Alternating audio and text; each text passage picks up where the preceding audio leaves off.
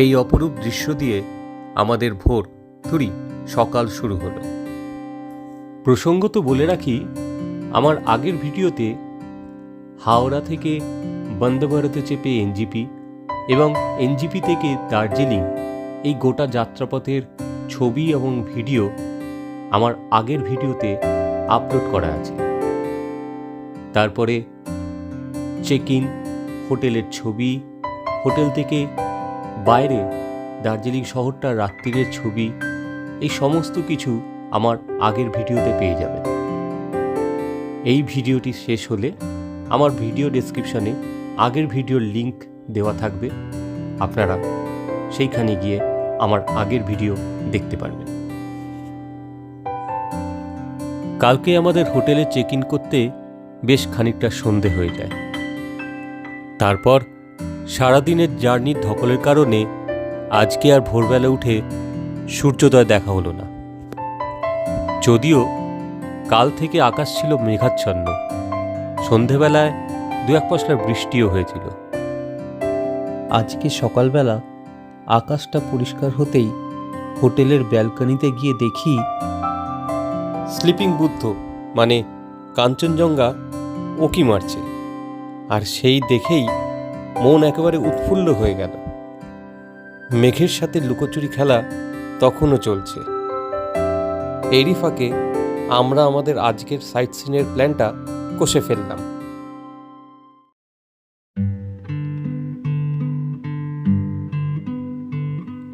দার্জিলিংয়ে আসবো অথচ রোপওয়ে চড়ব না, তাই কখনো হয়? দীর্ঘ প্রায় 2.5 ঘন্টা লাইন দিয়ে তারপর শেষমেশ চেপে বসলাম রোপওয়েতে।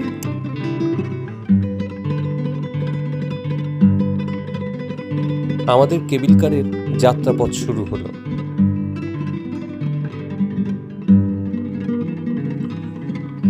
গোটা যাত্রাপথ ঘিরেই থাকবে বিস্তৃত চা বাগান।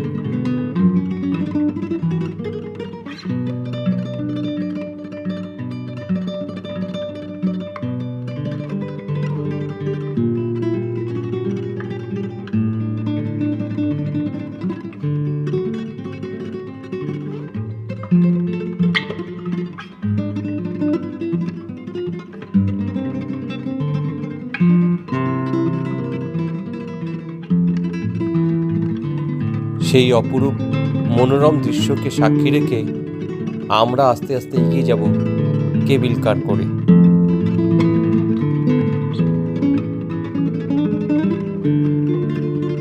মন ভালো করার সব দৃশ্য দেখে যেন মনে হচ্ছে কেউ যেন রং তুলি দিয়ে ছবি আঁকছে। হ্যাঁ, আঁকছেই তো। শিল্পীর নাম প্রকৃতি।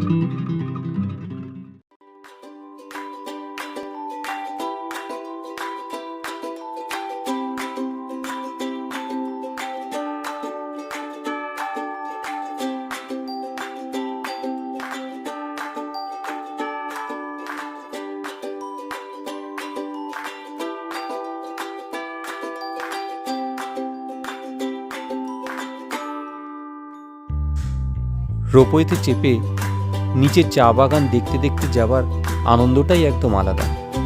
এ এক যেন রোমাঞ্চকর অভিজ্ঞতা।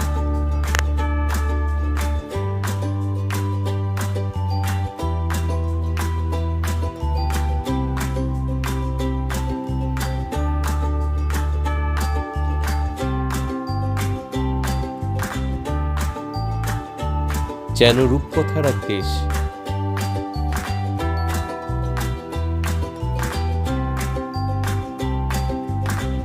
যেখানে সৌন্দর্যের নেই তো কোনো শেষ।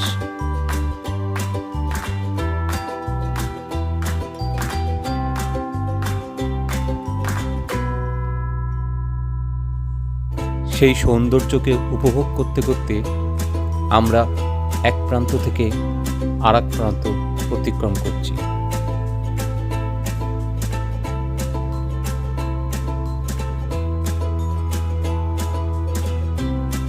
গোটা যাত্রাপথের আনুমানিক সময়সীমা 40 মিনিট।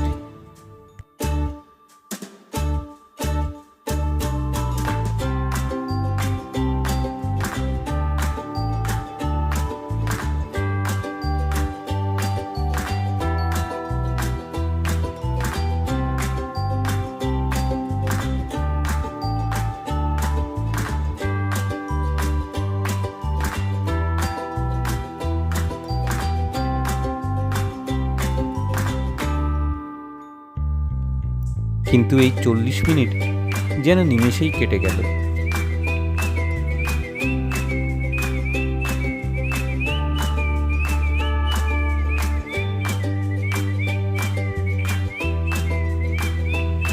এখানে প্রসঙ্গত বলে রাখি, যেই কেবিল কারটি এক প্রান্ত থেকে আর এক প্রান্ত অবধি যাচ্ছে, সেখানেই যাত্রীদের নেমে যেতে হবে।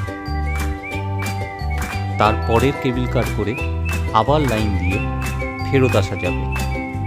যদিও সময় কাটাতে চাইলে ওই সংলগ্ন এলাকায় কিছু ছোটোখাটো ক্যাফেটেরিয়া করা আছে, সেখানে আমরা টুকটাক কিছু খাওয়া দাওয়া করে আবার লাইন দিয়ে কেবিল কার করে ফেরত এলাম।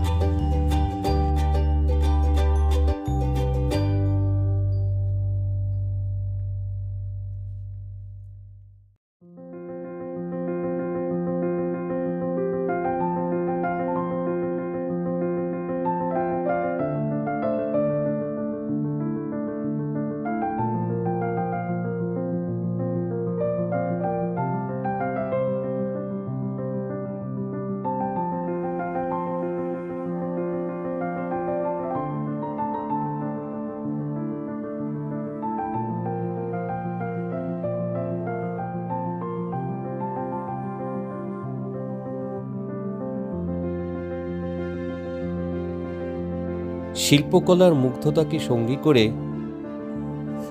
আমাদের আজকের রোপওয়ের যাত্রাপথ এখানেই শেষ করলাম।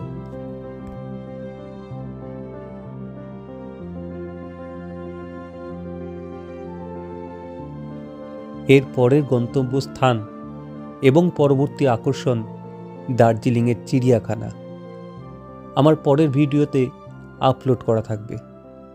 ততক্ষণ ভালো থাকবেন, সুস্থ থাকবেন এবং ভিডিওটি অতি অবশ্যই লাইক, শেয়ার এবং কমেন্ট করবেন। নমস্কার।